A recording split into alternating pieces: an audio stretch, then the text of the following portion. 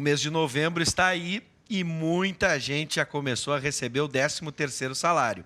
Se você tem dívidas e quer aplicar melhor esse recurso extra, o professor de economia da UBRA, Marcel Jaroski, está aqui com a gente para dar algumas dicas do que fazer com este tão sonhado e bem-vindo 13º, entre outros benefícios, ou até mesmo quem poupou um dinheirinho num tempo de crise.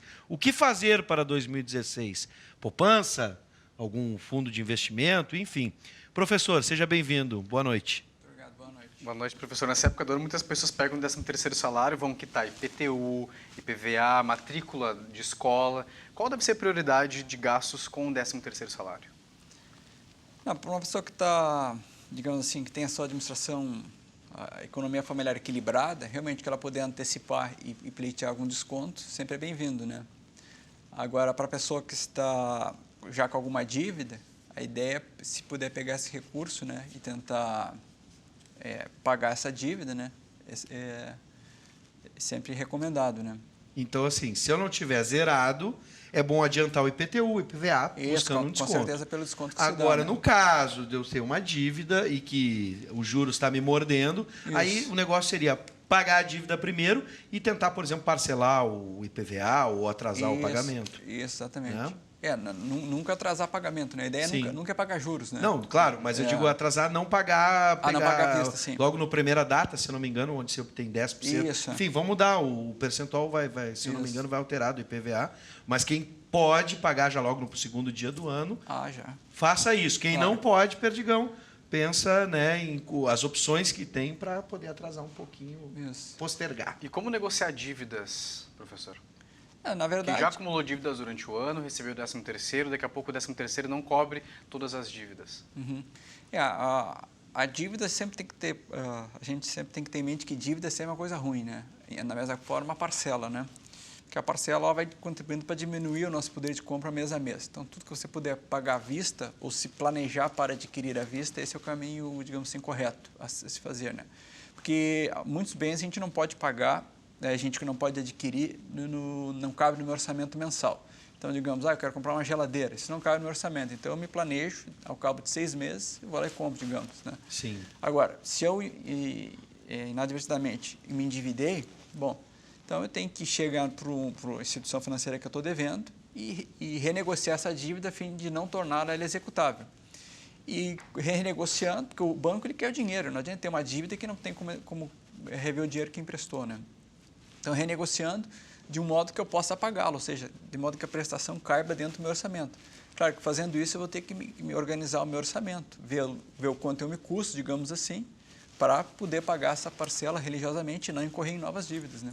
E o que se fala, hoje muito se fala em renegociar a dívida através de uma outra instituição financeira, na medida em que, por exemplo, o cheque especial é um abuso, né, os juros do cheque especial ou cartão de crédito.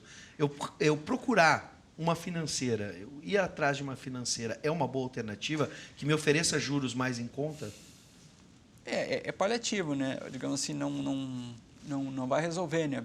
O ideal é você nunca se endividar, né? Porque se vou lá, pago, claro, se conseguir numa dívida menor até vai, mas tem que ver o prazo que essa dívida também está, né? Porque quanto maior o prazo, maior o juro incide. Então, de repente, se eu te dou um juro menor, um prazo muito maior, no final eu acabo pagando mais. Então, a ideia é sempre renegociar com a própria instituição uma forma que eu possa pagar e não gerar um novo endividamento, né? Sim. Senão eu entro num ciclo vicioso. Então, se eu sempre puder tornar essa dívida não executável e equalizar ela em parcelas que eu possa pagar dentro do meu orçamento, esse é o caminho mais recomendado. E claro que isso cabe um exercício a fim de evitar novas dívidas, né? Ou seja, é que o mais difícil para nós consumidores é saber o quanto a gente custa, quanto nós nos custamos, ou seja, o que é o nosso padrão de vida. Sabendo isso, eu sei que eu não posso ter um padrão de vida maior. Sim. Então, eu tenho que saber o meu padrão de vida e viver dentro do meu padrão de vida. Quando eu quero ter um padrão de vida do meu vizinho, só que o meu padrão de vida, o meu vizinho tem uma renda maior que a minha. Sim. Então, se eu quiser ter o celular dele, talvez eu não possa. Aí eu quero ter isso que gera endividamento, isso que gera descontrole financeiro, né? Professor Marcel, tu falou da questão da parcela que diminui a renda durante o mês, né? Diminui a renda da família naquele mês. Perfeito. Isso vale também para, por exemplo, é mais confortável E aqui algo que eu estava pensando enquanto vocês estavam falando. Vale mais a pena a pessoa pegar o 13º e pagar as prestações de mensalidade de escola, por exemplo, né, que custam uma média de R$ 500 por mês, fazer o pagamento integral e ao invés de pagar os R$ 500 por mês, seria uma forma lógica de aumentar a renda durante o mês? Porque, via de regra, se você pagar o semestre inteiro, a instituição vai lhe dar um desconto, né? Então, visando isso aí, vale a pena, né? Pode ser recomendado, porque você se livrou de uma prestação mês a mês. Então, se você ganhar um desconto, tudo que você puder pagar à vista e pleitear um desconto é bom. Sim. A gente sempre tem que se lembrar que os juros tem que estar sempre a nosso favor e não contra nós. Então, se eu conseguir pagar à vista e ganhar um desconto, o juro está atuando a meu favor. Então, seria recomendado, né? Seria recomendado. Agora, as pessoas... O que o senhor recomenda, professor, na medida em que a gente tem que, às vezes, ir para um cartão de crédito, ou até mesmo os supermercados hoje oferecem cartões que vão atrasar o pagamento em 40 dias, dão um tempo, né, um prazo de 40 dias para quitar. O que o senhor acha mais interessante? Claro que depende quando a pessoa recebe, mas geralmente as pessoas recebem no dia 5. É colocar todos esses débitos em conta, fatura de cartão, telefonia, junto ao recebimento do salário, ou deixar para o fim do mês? Eu sempre preferi deixar junto ao salário, ou seja, paga tudo que tem que pagar e depois vamos ver com o que a gente consegue se divertir. Sim. Né? O que o senhor recomenda? Não, se você tem todos os seus gastos mapeados, ou melhor dizendo, planilhados, né? Você já sabe, olha, eu gastei tanto no supermercado, gastei tanto com alimentação, gastei tanto com restaurante, tanto com transporte, tanto com vestuário. Seu cartão de crédito não vai ser uma surpresa. Então, se você deixar o vencimento do cartão de crédito 5 dias depois do recebimento do seu salário, não haverá problema de ser débito em conta. Sim. Né? Então, o que não pode acontecer é eu gastar mais do que eu ganho. Né? Aí sim.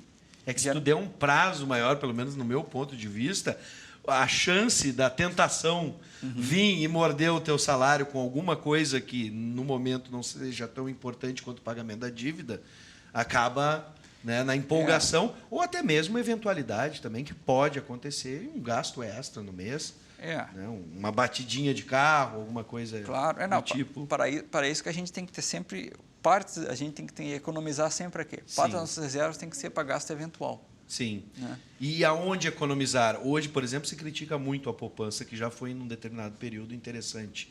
Se eu tiver um dinheirinho sobrando, Perdigão, tem um dinheiro sobrando, o que ele faz com o dinheiro dele?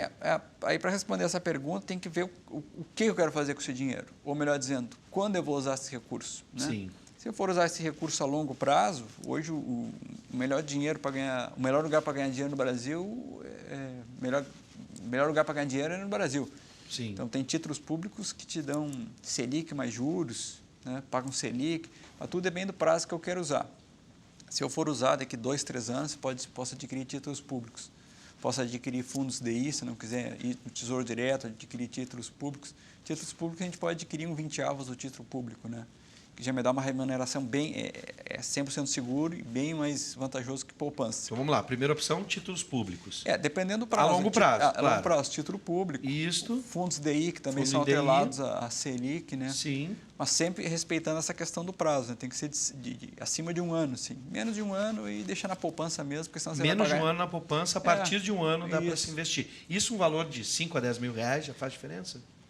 No Tesouro Direto você pode adquirir R$300.